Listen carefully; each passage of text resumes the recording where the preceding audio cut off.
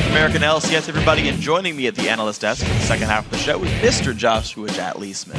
Thank you very much, dude. That was a pretty crazy game. Yeah. Yeah, the craziest slow game I've ever seen. It's true, but then it ended in like 12 seconds total. Yeah. I actually thought the Jack's going to outpush, but it was well done by LMQ. The guys, we want to check in with what you guys have been saying on Twitter for our question of the day, and to remind you what it was, we asked which North American LCS player brings out the best in his teammates and why. And here's what you guys wrote in with. At Curry says Afromoo. Not only is his in-game playmaking spot on, but his charismatic nature brings out the best in CLG out of game. Yeah, you got to agree with that. I mean, so many guys are best friends with Afro on that team. Like, he is just so sociable, and he really, I feel like, creates a nice positive environment for the team. Yeah, he's been a great pickup overall. He's been pretty awesome. Next up, Alex Very says Crumbzz is the ultimate supportive jungler.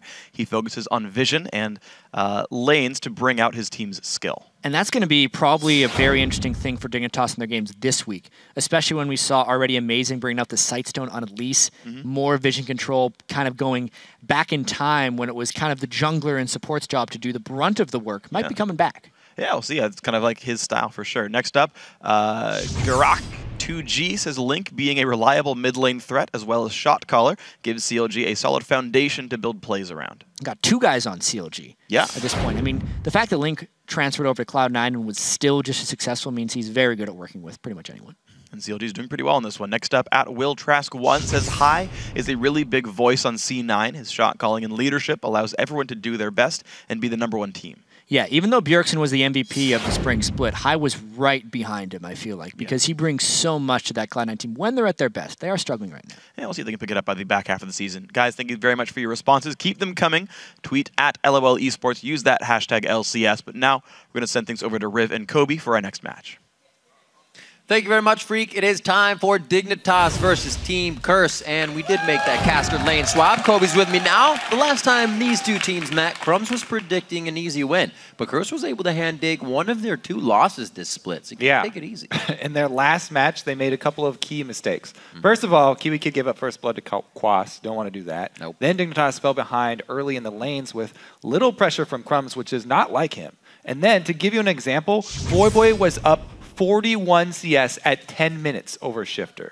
That's ridiculous. Then Dignitas, once again, they ran into trouble around the Baron pit as well, but they have cleaned up their problems around that area, and they've said that they're confident. So you can expect that team not to get caught looking past Curse once again. The fans will be the judges of that. While Dignitas is trying to fine-tune their game, Curse have struggled and are sitting at the bottom of the standings right now. The team has definitely been feeling a lot of the pressure, and they're definitely only the latest to initiate one of those common social media blackouts now. Right. You know, joining TSM there. They don't want to feel a lot of that criticism, and it keeps them focused in game.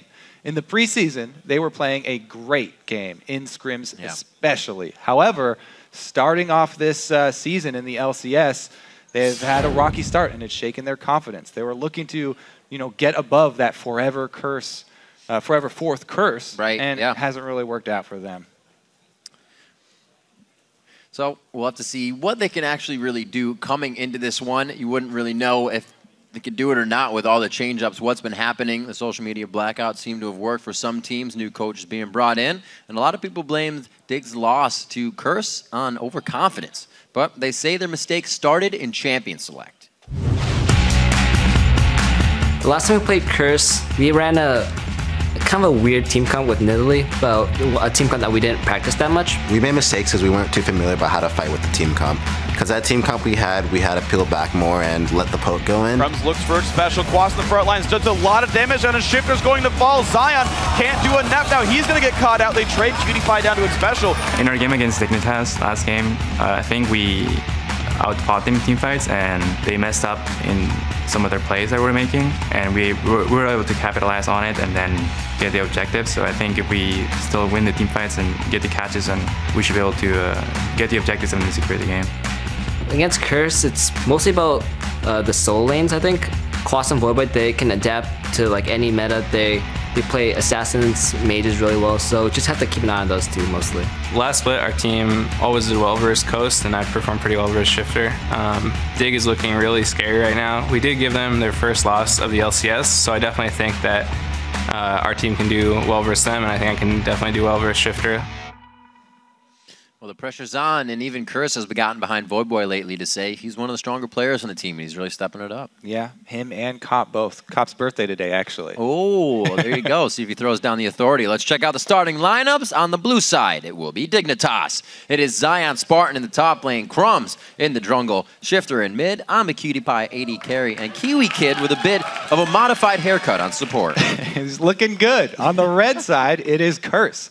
Up top is Quas in the jungle. IWillDominate. Mid Voyboy, 80 carry Cop, happy birthday, and supporting Xpecial. Indeed, we'll see if they can get him a birthday first blood. Curse is known as one of the teams, like EG, that will try to finagle something in the jungle, a little different, the tri-brush, and then a slow invade to the blue, and not just the ring around the rosy, place wars to see who's going for the 2v-none. So maybe they can get the upper hand they're looking for, because against Dig, they're the team they beat already as the top, but see if they can do it again. Yeah, it's scary for Curse going up against Dignitas because Curse are tied for last. Dignitas, they were tied for first. They're just now behind LMQ after that win. But again, it's one of the bottom teams playing against one of the top teams, and we talked about how Curse have had a hard time sort of with that shot, with the shot calling, with the confidence because of all of the criticism that they've been getting. It worked for TSM with the social media blackout in their last game, so maybe it will have helped Curse as well.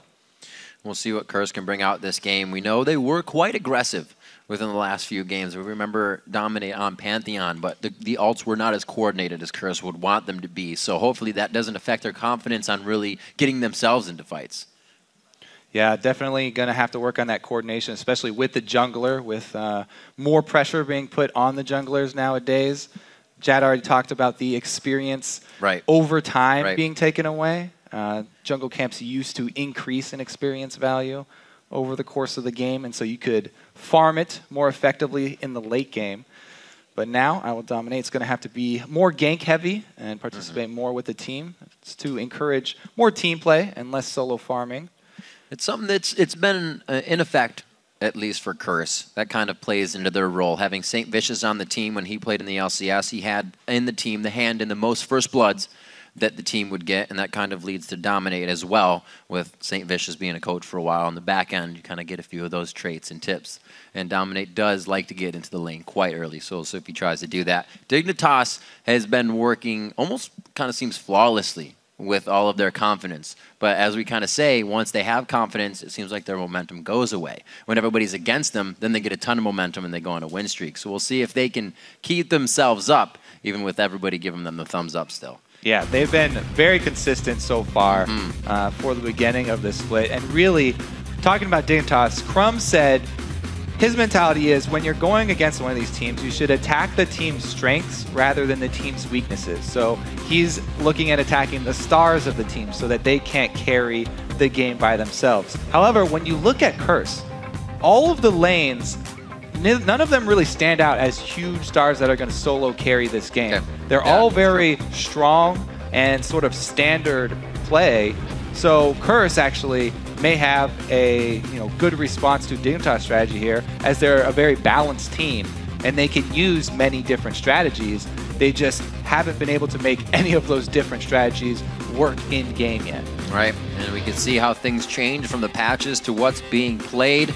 Jax, Yasuo, and Kassadin were the bans that Dig had last time being on the blue or the red side, I should say, but they are going to let that Yasuo through, something Voyboy has been using quite a bit lately as Lulu's locked in for Dig. Yeah, a lot of mid lane get through here because so much focus on the jungle here. Look at this, 4 junglers banned out, and these are sort of the new top 4 junglers for everybody with the changes to Kha'Zix. He has not been killed, but he may not be on this top level plateau anymore, along with the rest of these early game junglers that also provide utility later in the game. So with so much changing in the jungle, like we said, there's even more pressure on Dominate, on Crumbzz this time around to go deeper into that champion pool. We can see things like Nocturne, like Vi come back, or the Pantheon that we talked about for Dominate. Just as in last time these two teams faced off, Curse bans Lee Sin against Crumbzz. Now even more so with the Sightstone that all the junglers have been grabbing. That kind of helps. The Elise banned out as well. Jax and Braum picked up. Braum's keeping himself in every game today. Yeah, very, very popular pick. Nocturne. Really, what Braum affords you is a tank from somewhere on the map that does not take up a spot in your top lane or from your jungle. So it affords them the ability to run a damaged top laner like this for Quas, to have him try and carry the game with Jax. Now, as we talked about before, with Curse being very balanced, having a Jax on your team is always a target on your back. So Dignitas will definitely be looking to punish that Jax and keep him down. Let's see what Quas can do. He's 0-3-1 on a Jax versus LMQ back in week 1. We'll see how it happens. It comes out for him this week. We see that Nocturne picked up as well for Crumbzz. Going to be pretty sweet with Shiphtur ults and the wild growth coming in to keep him alive on dive fights. And we see Ziggs being played quite a bit this week if he gets locked in again. Not only is Nocturne, right under this threshold of top 4 junglers right now, but he's a great pick in this scenario when they're already facing a split push team from Curse because Jax has been locked in. Using the vision denial of Nocturne to its fullest effect is really the sign of the great Nocturnes rather than just the good Nocturnes. Crumbzz will leave his paranoia up for a long time before using it to close a gap, thereby putting the pressure on Curse to actually communicate more effectively. We see Caitlyn locked in for Cop. His last play was 6-0-8 versus EG, and Rango Knife Cat for Dominate coming in here. Looks like we'll get another Rengar play as it's Shiphtur who locks in the Ziggs. Very scary in the hands of Shiphtur. Interesting here. Adding the Rengar into the team that already has Jax. A lot of melee focus here with them plus Braum. They could easily dive very deep into a team. However, the answer from Dignitas is locking in Ziggs. It's so hard for these melees to get through the minefield. And Ziggs also provides them a lot of wave clear. So if this 4-man squad with their Caitlyn, who really thrives on pushing, tries to shove down in a separate lane from Jax, then Ziggs does a lot to stop this strategy from Curse. Very interested to see once the ganks start coming out at level 6, how they're kind of countered. Will Crumbzz always activate if Dominate jumping on something, or will be one following the other? It'll be a very interesting play style. Kale has seen quite a bit of play, also seen some top lane play lately, but it looks like it will go to the hands of Voyboy. He played that back in week 1, actually to a loss of a 1-3-3, so we'll see how he can do here. That was against LMQ, now against Shiphtur. It's not going to be any easier. All right, so yeah, a lot of late game damage threats here from Curse. We'll see if they can actually pull off the mid game though. Cloud9 tried to use the jungle Rengar and weren't able to have successful late game assassinations. Now, jungle Rengar, he's going to be trying to assassinate people through Thresh, through Ziggs, and through Lulu. That is a lot of anti-dive. All right, before the game gets afoot, let's see who you think will be smashing that Nexus. According to LOLesports.com, 87% of you have left-clicked the Dignitas thumbs up. Now, your job's not done yet. Keep sending your predictions throughout the entire game to @LOLesports and use that hashtag DIGWin or CRSWin. It'd be a pretty tight game here. Curse trying to really put their foot down in this league, picking up Xpecial at the beginning of the season, have actually gone through quite a few all-star supports in that position and kind of showing not lackluster results, but not the results that they wanted. There have been the plays. Cop has definitely been able to have a revolving door support and still stay as a pretty good AD carry. So they've almost made things hard for themselves, but still stayed as a top caliber team. Yeah, Cop's very comfortable on Caitlyn too. It's right up his alley with the playstyle as well as the skin 6-0-8 theme. game. But yeah, Cop, he likes to stand in the back line, put out the damage from a safe distance. Caitlyn will allow him to do that. This team though, Caitlyn's really the only one that's trying to shove towers early, and we're really going to be looking at this Braum and Rengar combo because it's a very deadly combo. If Rengar hits level 6 and goes to a Braum lane, it's so hard for you to get away from that gank. So you're saying he's going to go to level 6 and go to Braum lane? It's a strong gank. Good combo. We'll see what happens. We're about to jump onto the Rift. Game 3 of the day. It's been pretty damn exciting. Just got out of a base race. We'll see what Dig has for Curse as we jump onto the Rift. The fans are happy to jump back into the action. All right, let's see here. We've got a Targons for Braum. Thresh has actually not opted for that. A lot of Thresh players really do like it, but he's going for the super early Sightstone. Does not want to get this Curse team let them have any vision advantage, because if they can shut down the moves early from Curse and keep up the pressure, then it'll be huge for Dignitas. Rengar is a very, very snowbally champion. Really relies on getting kills and assists to stack up his Bone Tooth item. That's now Hybrid Trinket as well. That's where he gets a lot of the power and he can snowball out of control. But if he doesn't get these assassinations off, then he becomes a very ineffective champion, especially going versus a Dignitas team that has this much anti-dive. If Dominate does not get ahead, he's going to have a rough time. Curse going quite strong on this invade, as will be Dig most likely doing the same thing on the other side. Slowly but surely, we'll get the late wards, or deep wards placed, I should say. And they're going to go back for safety. Might see standard lanes here as well. We saw a bit of that setup, but teams are still milling about, so no really telling. Yeah, the unstandard thing here is a Voyboy with a Ghost and Flash on Kale instead of something like the Heal or Exhaust even. Interesting pickup for him. More mobility. They actually have 2 options for split pushing. Whichever solo lane gets ahead could be a strong split pushing threat if Voyboy goes with the now standard attack speed Rune on Hurricane build. I have to see which one they focus. Buff trades here to start it out. Pretty deep vision from both sides, and they do get the 2 vs 2 down bottom. That ward paying off. You think we see more 2v2s since the jungle experience kind of went away? Junglers will be able to gank the lanes more instead of sharing a 2v1 with somebody? Or 2v none, So the jungle experience was not going to have an effect early game. So I don't think that's the reason for it. But there have been more of these standard 2v2 lanes with people actually seeking out the matchups here. Lulu early on is going to like to try and keep Jax down by herself. They actually don't need a duo lane up there to do it. However, with a jungle like Rengar, there's a lot of damage there. Jax can set up Rengar ganks as well. So Lulu has to worry about tower dives because early on she's squishy before getting her ultimate, you know, and any kind of assisted damage. But he does have that range advantage over Quas, which he can try and utilize. And a few auto attacks in here and there. Oh, here comes Dominate though. First time Zion Spartan is on Lulu. He did go for a game of Kale in week 3 versus CLG, but this will be his first time trying to do his hands with picks in the top lane. Dominate is just waiting patiently. You see Crumbzz backing right now, so they won't be able to activate too much. Dominate hits it, but no close on that kill. Yeah, safe play here from Zion. That is going to afford Quas early game farm, though. He's going to have a pretty strong early game here, actually. Lulu doesn't get to press him very much.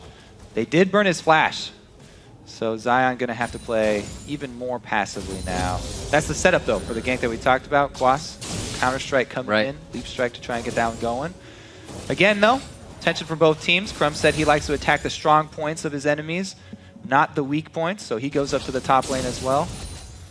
Yeah, that's something that I think everybody saw when Dignitas picked up Zion and Shiphtur, is that Crumbz's job became more or less controlling everything in the game and really getting behind Zion and Shiphtur to get the game going. Man, look at this massive CS, though, there for Quas. Not only is he already ahead, he's got a huge wave to work with here. So a great early game for Quas, having started full consumables with the flask. Yeah, the only problem is actually getting those. Getting a little antsy. Oh, that's all right. You got most of them. 27-18 still has teleport on the back, and it's perfectly positioned for him as he comes back to lane as well. You're going to see 2 rings being picked up by Zion. Crumbzz yet to make a gank in the jungle yet, but they've been more for sure ganks, and really something comes out of it when Crumbzz does it. So maybe patiently waiting for that one to come around. Yeah, now the thing I always like to watch out for with standard lanes is the respawn of second buffs. And Crumbzz especially is a jungler that really likes to prey on his opponent's second spawn of their buffs, going for the 7-minute invade mark to try and either catch out one of the laners going to get the buff or actually just straight up counter jungling his opponent. So, you know, as of right now, Crumbzz has just been hard farming and has not gotten his characteristic early vision down, but we may see that change as we do head up towards the second buff spawns here. With Nocturne, though, he's just trying to hard farm, get to that level 6, so he can either counter IWillDominate's gank or get one off of his own. Not seeing too many early dragons with the regular matchup either, so both teams are going to be having a good fight over that instead of just kind of giving one up for a lane push. Zion Spartan finally gets the minion wave back in his favor, but he had 18 when he got back to lane, so he's only gotten 7 since the entire, I believe, 2-wave push to the turret so far. You can see how Quas feels sure to go in and put some wards down. He's going to start getting to work on that lane. Yeah, and Pinkwood is going to be able to clear out Zion's vision as well. So much control over that top lane already. Wow, the piercing light doing quite a bit of damage. KiWiKiD could not connect with the passive, but Xpecial already kind of giving up a little bit of damage with that Braum play. Yeah, Braum is a very strong support, and we've seen a lot of very nice cannon execution right there, by the way. A lot of emphasis has been put on Braum lately, but still, so many teams are rather first picking Lucian for the bottom lane than first picking Braum. The AD carry, even more important than the support, just because Lucian is so strong, and you know he's definitely a tier above the rest. Maybe up there, Twitch could be up there, but he is enough to have control over a Braum lane. Now the problem is, if you ever see a Lucian plus Braum lane, that's the time to get really scared. He's great against. Can shoot piercing light through with a little bit of damage and get that ardent blaze just behind over his shoulders. Yeah. Well, the double shots, you just instantly proc that stun pretty much. Yep. Let's see if Crumbzz can make a dive happen here. Looks like some counter juggling. There it is. That second buff spawn. Crumbzz at it again. He gets himself into position. You can see the lantern throw to KiWiKiD and KiWiKiD as they make their way over there ASAP. It is a smite down for Crumbzz.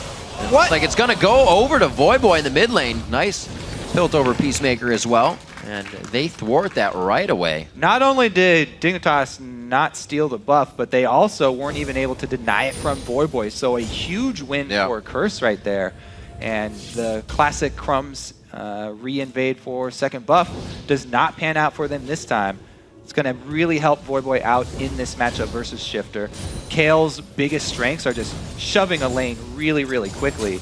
Now that he doesn't have to worry about mana at all, he can also go for trades. He doesn't just have to shove because he can also use his heal to spam it after he trades with Shiphtur and get right back up to full life. It doesn't shut down Shiphtur too much in the way of Braum. He can still huff a Mega Inferno bomb over to either side lane, but he's not going to be having fun, like you said. Ward getting cleared out. Voyboy is going to be able to just heal this back up. Nice heal. Puts him right back up 90%. And Rengar right on the backside. Yeah, still level 6 Rengar here. Now this is really the very important choice for Curse. Curse have so many options for getting Snowball and going for their team. They want to get a Kale going early, but they also want Jaxfed, and then he's got the option of the very strong Braum lane gank. So really, Curse's first gank with this level 6 Rengar is going to tell a lot about where they actually want to play off in this game. As of right now, though, Quas has already had a strong early game, and he's really off to a great start with Jax, so he doesn't need a lot of help. He's actually even gone with the burst damage of an early Sheen. So just the kill pressure of Quas by himself up there on Zion kind of makes Zion play more passive and keep on just trading farm with Quas here, which is exactly what Curse wants. And it seems like they're really putting a lot of consideration on that kill pressure, as you say. Voyboy maxing heal for himself, dominating Quas into tight fight positions, and with intervention, they're safe. All right, no wards for Zion. He's pushed up in the lane. Level 6 dominate. This is really, really good for Curse if he can pull it off. But look at Crumbzz. He's got this jungler sense, even with no wards, heading up top as well. He's looking for the counter gank here, Crumbzz. He knows that Zion is a really juicy target for IWillDominate, and they go for the dive. They go for the hit. He is not going to be on the outside. No, he throws down the ult, goes right for Zion. He throws down the wild growth. The turret shot comes in. The 1-for-1. Who's got the fight, though? Red buff to red buff, but it looks like he's going to back off of that Nocturne damage. Yeah, very, very close trade right there. Dominate answers with the ultimate of his own. Risky tower dive for Dignitas, but they do deny a lot of minions from Quas with that big wave. So let's take a look here. There's a bunch of ranged minions that are going to deny him. Dive in, they get the early damage. The fear barely goes off there. Zion gets one knockup, doesn't quite get Quas, but it doesn't matter because Crumbzz does have a red buff as well. Right. Pretty even trade there. Just the wave lost for Quas. The First Bloods are really putting people on the edge. We saw last game, it was pretty much just Helios' death for First Blood. These teams want that first gold. The edge in the lane means so much. KiWiKiD pretty aggressive here against Xpecial as they try to get a little bit of HP coverage in the lane. Yeah, both AD carries with the early BF swords, so they're fairly even on trading right now. Cop really looking to get that headshot off, but doesn't quite. Now, the important thing to note about the top lane trade there is that both kills went to the junglers. And in this case, both junglers are melee carries who really want to get going early in snowballing. As I said, especially Rengar, getting those bone tooth stacks, extremely important for him. Now we're going to see who can actually play the melee carry jungler better. Dominate and Crumbzz off to a very even start. Back and forth in the top lane. Looks like we could get another gank up there as well, but Xpecial, he gets the terror down. He's going to be feared out. Throws his ult down from Braum. And Cop, he is going to be safe just on the edge as it burns away. The Duskbringer, not enough to clean it up with the Lizard Elder. They just got a whole lot of bottom lane dear. pressure. Oh, what a guess! Oh my word! Cop squeezes tight and he stays alive. Health pot ticking for him. Now, what I was going to say, though, they have complete control of the bottom lane because it was a successful gank, even though they don't come out with a kill. Really good trade for them. So much damage put down to the duo lane that they are rewarded with that dragon. And Crumbzz with the quicker move rather than dominate. Going for the next gank after the top lane fight much quicker. And he, taking that initiative really affords Dignitas that extra objective right now. Great play coming in from Zion Spartan, knowing he can just aggress very hard. A little short on the damage, but he is pushing Quas out of lane, and it's exactly what he needed. 19 CS down. It's been a little shaky. All right, blue buff number 3 started up for Curse there too. Gonna try and give it over to Voyboy. No one saw that. Tooth. Didn't miss any. 1-to-1 only in kills. Pretty low kill day with all the vision going out on the map recently. Nobody's keeping themselves safe. I think we are seeing the effects of Quas also not going for early sustain. A lot of Jax players will go with the early Cutlass. If not, upgrading it into the Blade of the Ruin King early. Still at least getting the early lifesteal there for sustain in lane. But he's gone more for the kill pressure of the burst. Going to rush that Trinity Force burst, starting with Sheen and moving into it. That's really the main thing that he does have over Zion, is the threat of a Rengar right behind him. And anytime Zion has to worry about Quas coming up with a leap strike, counter strike, and having a Rengar right behind him, which he does at the moment. Definitely keeping Zion Spartan at bay in most of their effect. Oh, maybe not this time. Coming in all secretive. No pink wards, but he sees it. He's going to get hit up quite hard. Wild Growth is still waiting to come up. And wow. I was going to try and describe how painful it is. No, I was going to try and describe how painful it is when that combo happens. But you really can't. You have to see it in action. And Zion just felt the full power with your eyes of it right there. All right, question answered, though. They are getting that that Jax ahead pretty early. Let's see if Dignitas can make their answers bottom. Dignitas always answering one after the other. They lose somebody in the top lane. They are going to seamlessly take down 2 in the bottom lane. They still got some time until a dragon comes up, but the teleport to the top helping Zion to keep himself somewhere near the CS mark. 121 up on 91, but actions all across the map kind of keeping things even. Now, these are very similar junglers, not only as players, but also as champions that the players are using. You can see Crumbzz with pretty much an identical play to what IWillDominate just did. However, very, very key factors here for Crumbzz gank. His was down bottom where they have 2 people. So not only did they get 2 kills, they also were able to take the turret after, whereas Quas, after the kill, can't take the turret by himself because there's not a lot of damage down on it, and Dominate didn't stick around for added damage under the turret.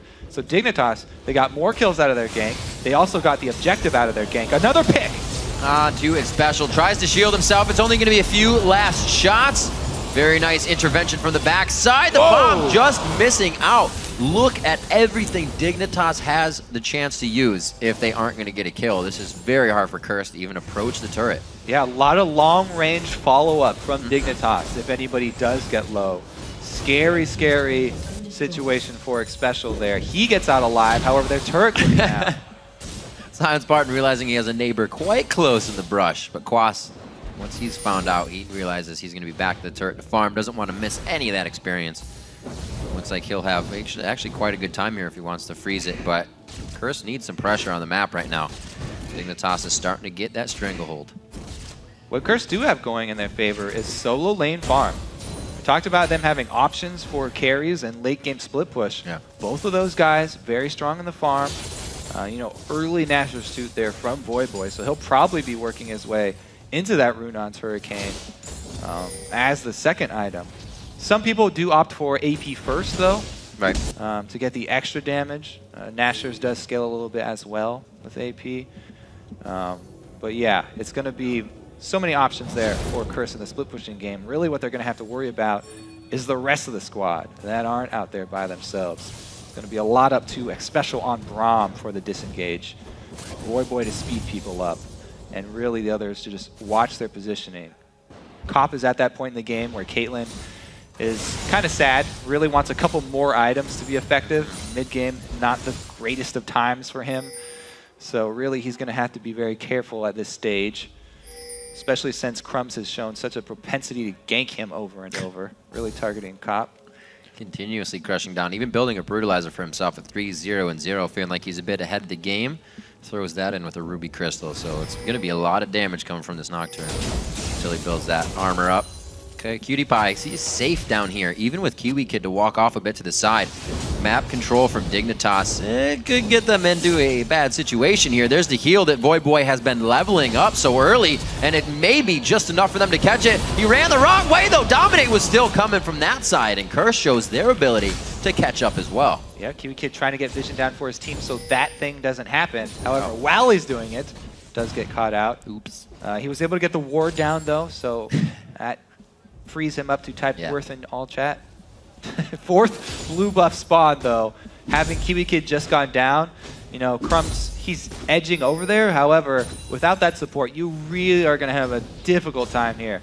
Basically, what he wants to get done is try and deny it from Voyboy, but we've seen it. Oh, whoa! How's that? All right, so Dominate's slow to the party. Curse actually start up the blue buff too early, and they do too much damage to it before their jungler arrives. Whoa. They pay for it. Whoa, they're right on a pink ward too. This is all the vision that Curse needs to turn something around. Crumbzz taking quite a bit in the beginning. A nice calling kind of feeds to the back. Oh, still hits Xpecial, but Cop threads the needle. Gets himself a birthday kill there. Quas takes down the top turret with all the vision in the bottom lane and him pushing out Zion Spartan. He's having a field day up here. Huge ups and downs for Curse fans there. He's able to come out with the miracle steal even without having their support because of Dominate going to the top side of the jungle, but then turns right back around, over-aggressive, pays for it with his life, and then back up for Curse as their top laner gets the kill. So Crumbzz going super aggressive here, gets very deep, and they put a lot of focus into Braum. Braum puts up the shield, though, reducing a lot of the damage. They don't get him down. QtPie, no dash left, and Crumbzz has a wall right next to him, so he can't even edge further over. Already spell shield being used as well, so couldn't have no answers there. And Cop finds his mark. However, the big story, you know, while there was a lot of action around blue, Quas up top is getting out of hand. Yeah. He's got the finished Trinity Force. He's able to handle Zion by himself, as we just saw. And now it was a perfect timing for him to come right down for Dragon because he secured the top lane for his team. But then he gets hooked.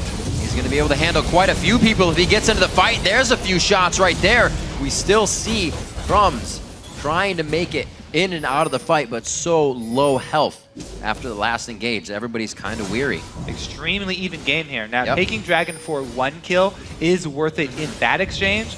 However, what you have to watch is what Curse will do with the extra man advantage on the field. They need to press something. They're going towards mid right now and leaving their strong Jax as split push bottom. They do get the turret in answer, so Curse again able to come out with a pretty big exchange there for themselves. Very, very close game here. Absolutely. Both junglers ferociously feeding themselves through this one. Dominate finally getting the first 3 stacks on himself, so he gets that bit of movement speed and pushing out of combat. Always helps to stack up the bone tooth. Crumbzz playing quite a good Nocturne, but we see him finish the Youmu's now. And how fast he went down in that last fight, kind of prioritizing all this damage. We'll see if he changes that build up now that he has that damage. Yeah, I kind of like the route that Crumbzz went, where he went with flat armor penetration early with the Ghost Blade.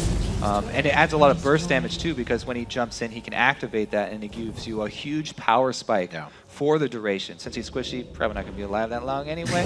It'll be a really big benefit for him. Maximum output. However, Dominate has gone the opposite route. He went with percentage-based armor penetration here, and there's no armor really built on Dignitas yet. So really the flat penetration better early, and it's going to provide Crumbzz a bit more threat when he does dive in. Now later, Dominate will already have that Last Whisper, but we'll see what he builds next, because both of these guys, as I said, on jungler is extremely similar. Going to be looking for those melee range, the melee assassins. Yeah, it does actually look like Voyboy will prioritize that ability power. As we said, he leveled that heal up, making sure everybody stays safe with the 2 killers of Quas and Dominate on the team. Already had a good intervention to keep Xpecial alive, so the fingers are warmed up for both teams right now. They've made some tight plays, and the aggression is definitely on. 4-0 and 0 for Dominate. Quas too deep. This could be bad for him. He has a ward to jump to over the wall. Nice break on the Terror thread. He's going to be getting out safe. Cause a little Great stretch. escape there for Quas. Not even having to blow any summoner spell. He was deep in enemy territory, no vision for himself, 1 versus 3, and he gets out without having to use anything besides a ward drop. 235 to 244 in the mid lane. Not too big of a discrepancy in CS there. 80 carries matching up quite evenly. Cop getting that ace in the hole kill onto Crumbzz so far, which was a nice shutdown on 3 kills. So a bit of surge of gold there as that finished Phantom Dancer. We need to start keeping a close track on vision. Everybody's changed out for sweepers here. However, not a lot of wards down deep for Curse in this Dignitas jungle. That's really going to hurt their ability to split push, as well as their ability for Dominate to pick people off with his ultimate. They really are going to try and outposition Dignitas. Both of these teams very similar in styles, looking for those very quick kills in transition. Well, Curse has done a very good job this game of not getting themselves into trouble after they do get ahead. Usually they'll get themselves into wanting too much, and then they crumble under that pressure of pushing themselves, even for just a blue buff after taking a dragon. Luckily, Dragon's on their side of the blue buff this time. They're safe. 23 minutes on to this. 3 turrets down on each side. That's the outer 3. So the second tiers still stand and still provide a diving turret for both teams. So interesting here, as you know, Curse have that little bit of split push advantage, but Dignitas have the wave clear really working for them with Shiphtur and Zion on those 2 APs, 2 AP players, both with AP builds. Each of them has great wave clear to sort of counteract this Curse situation where they've got Kale as well as Jax. Really going to be all about these junglers. Who gets the pick and who can actually get that kill early?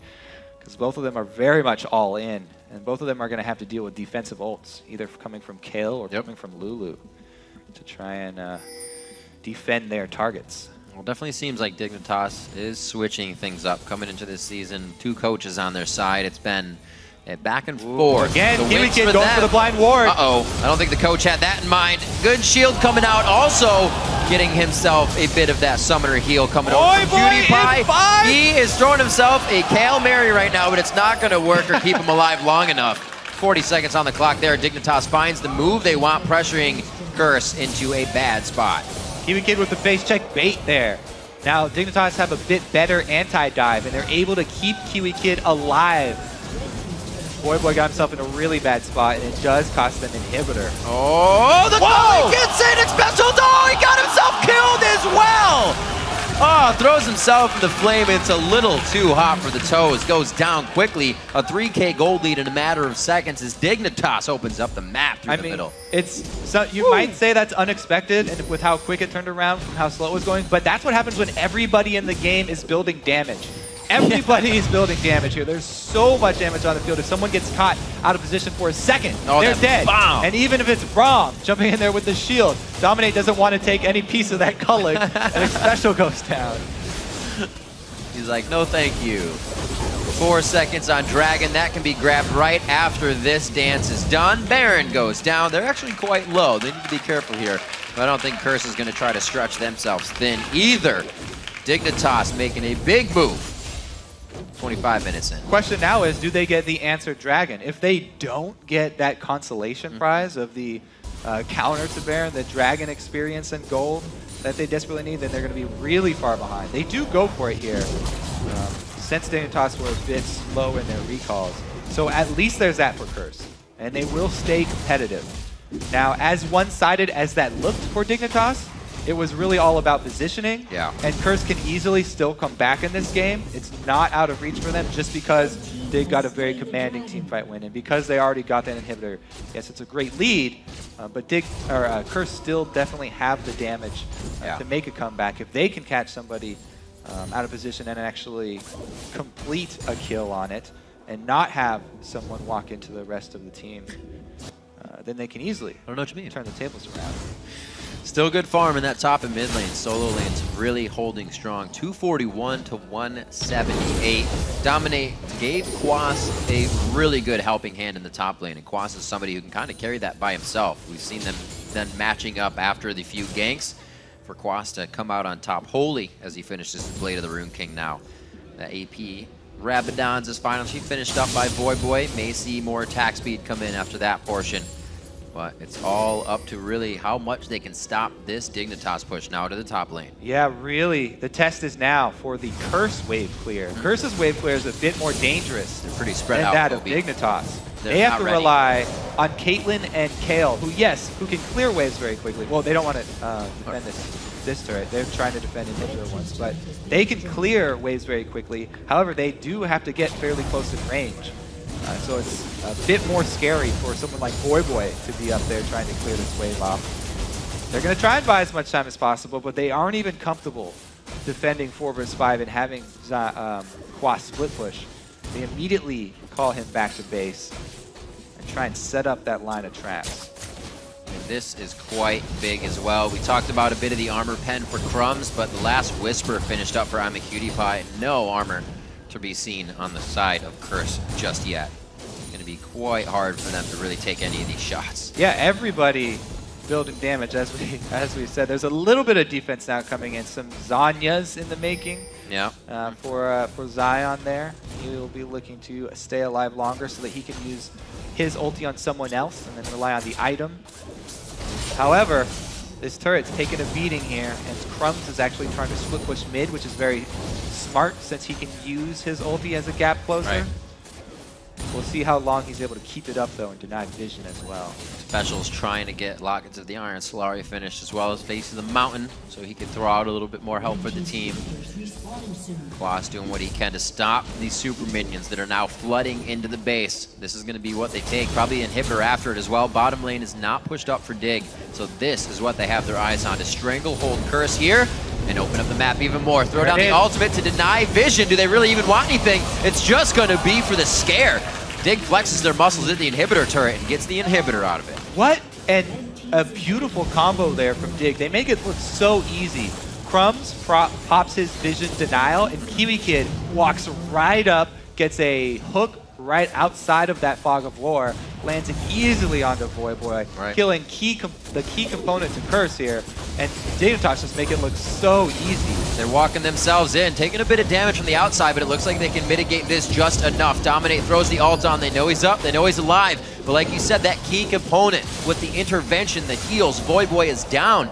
And Curse has to rethink everything as they assess this fight. The grab again from KiWiKiD just on the outside as they pepper the turret with more shots. The second Nexus turret goes down. Quas almost goes for broke as he does not dive into the fight. The rest of the team was going to the fountain. They push him out of base, but Curse, they're on their last breath here.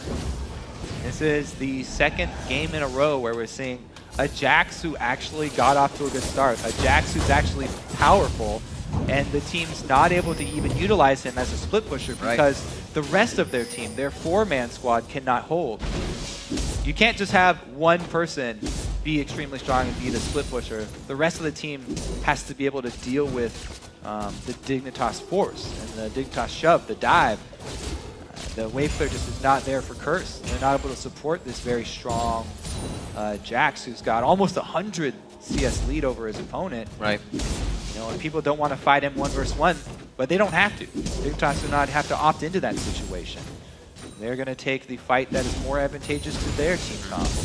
And we just saw Quas wanting to jump into that fight. That would have been a 4-person Counter-Strike inside the base, but Curse just kind of on the back foot. Yeah, as we looked at in Champ Select, this is a hard team to dive on. Right. On Lulu, ulti, Zig, Thresh, and even with all those, there's so much damage on Curse that we've seen them take huge chunks out of like KiWiKiD when he's face checking, but still very, very dangerous for Curse melee carries to get in there.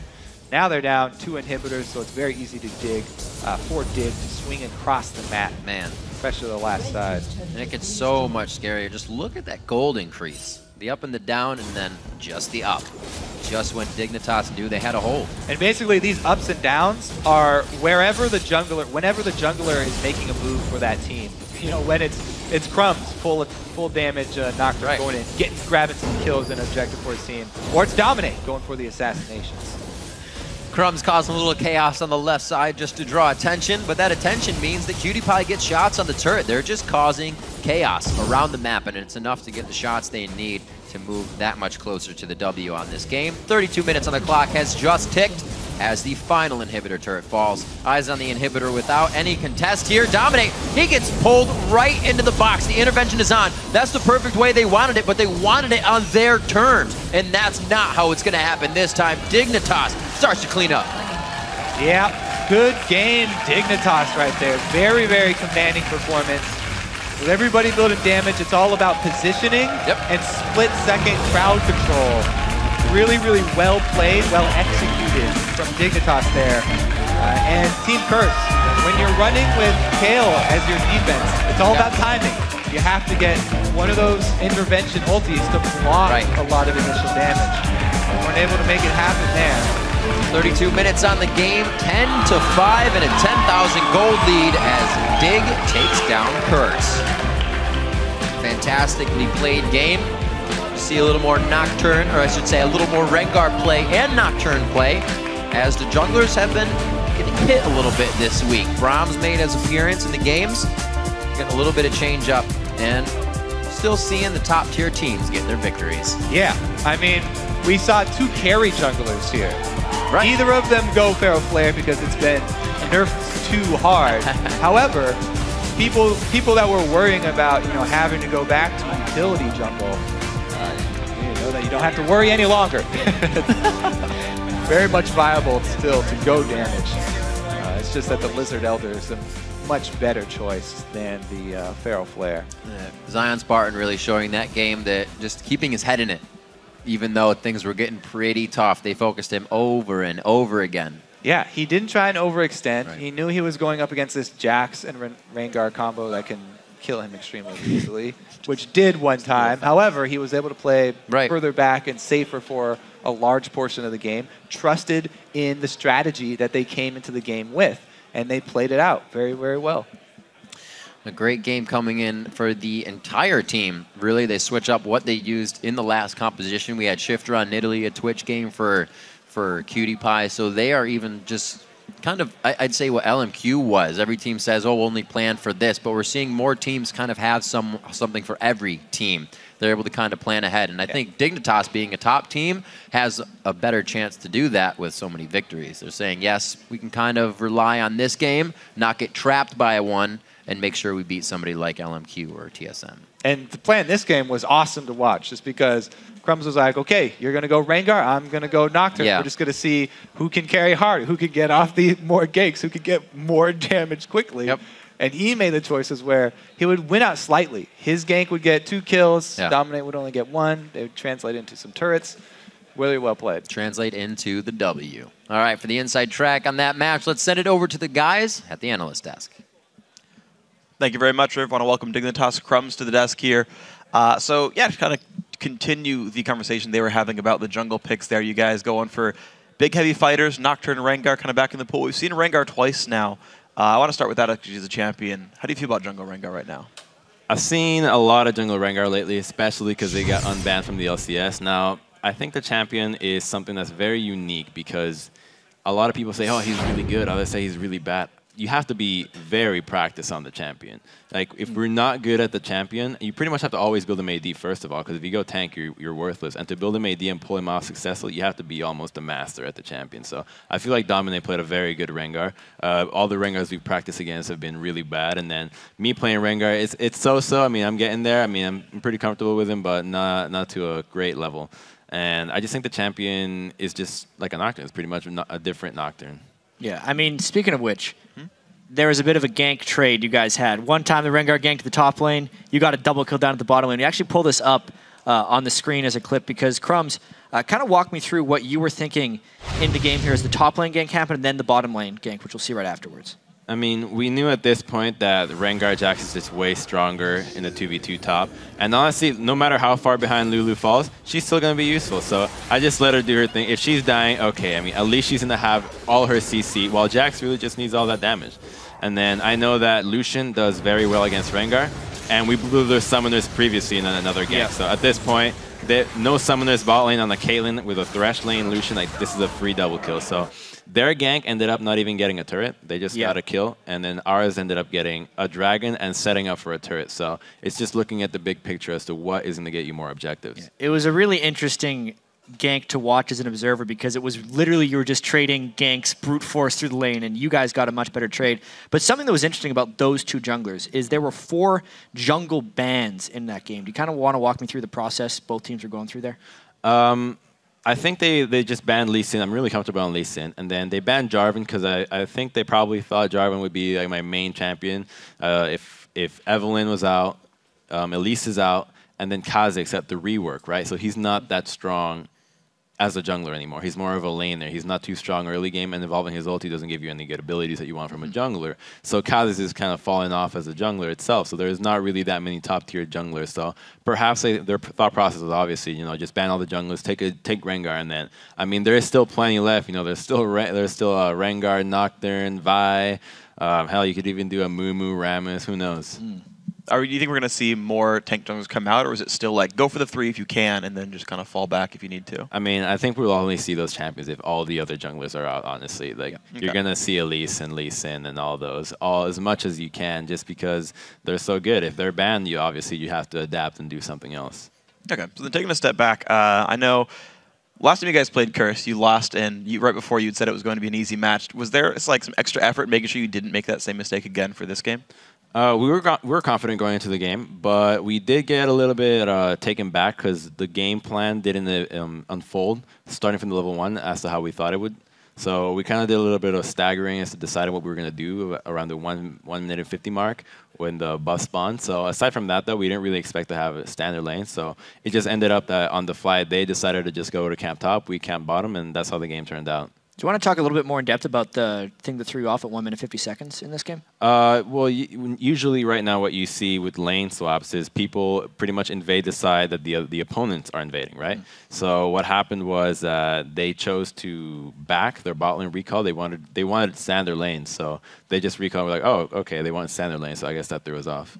All right. And then, like you said, it was actually a pretty close game. We have another clip of KiWiKiD kind of baiting out the fight that ended up winning you guys the game. I want you to walk me through what your team was thinking and why this fight turned around the way it did. I mean, at this point, we're looking for deep wars to try to make plays. We're really struggling to get something going because I'm Nocturne. I want to get as many deep wars as possible to want to stay farming. So he falls for the Rengar, goes right in, and then they channel so much for him. And right here, we have a ward. Kale puts herself way out of position. So at this point, I thought she would just flash over and get out of that as soon as possible, but she doesn't do it quickly enough because Fear goes in, and as soon as that happens, they got chunked way too hard from the Ziggs ulti while trying to go on Thresh, basically. And then, since they were on that left side, we managed to push in because we had a wave coming in, and at this point, Cutie just goes in and gets a crazy double kill, and from this point over, that's game.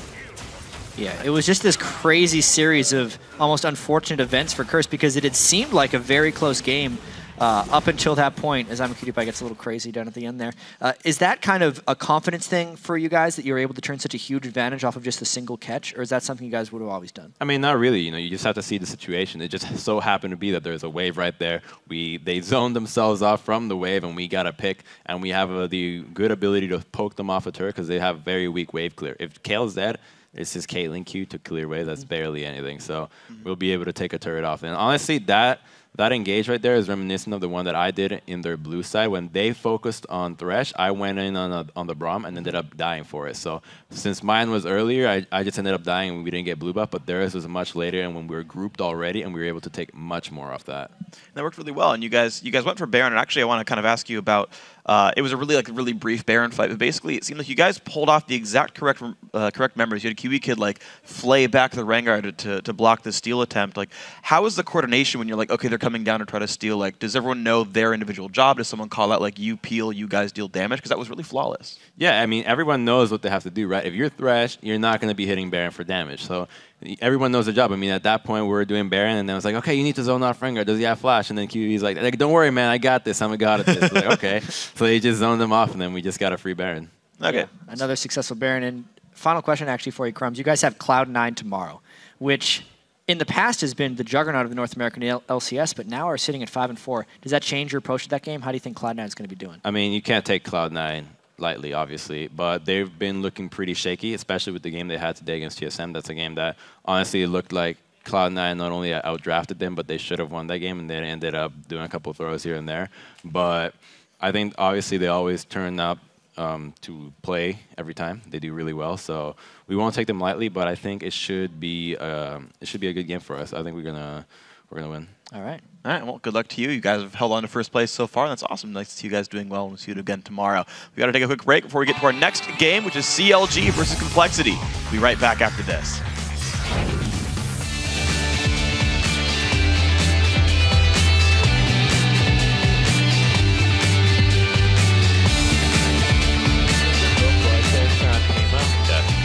How was it? Not very good.